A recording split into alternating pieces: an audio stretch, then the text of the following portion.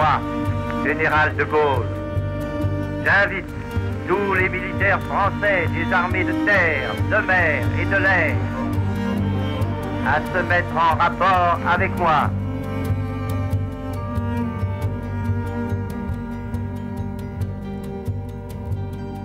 Les chefs qui, depuis de nombreuses années, sont à la tête des armées françaises, ont formé un gouvernement. Ce gouvernement, alléguant la défaite de nos armées, s'est mis en rapport avec l'ennemi pour cesser le combat. Certes, nous sommes submergés par la force mécanique, terrestre et aérienne de l'ennemi. Mais le dernier mot est-il dit? L'espérance doit-elle disparaître? La défaite est-elle définitive? Non. Croyez-moi, moi qui vous parle en connaissance de cause, et vous dit que rien n'est perdu pour la France. Les mêmes moyens qui nous ont vaincus peuvent faire venir un jour la victoire. Cette guerre n'est pas limitée au territoire malheureux de notre pays.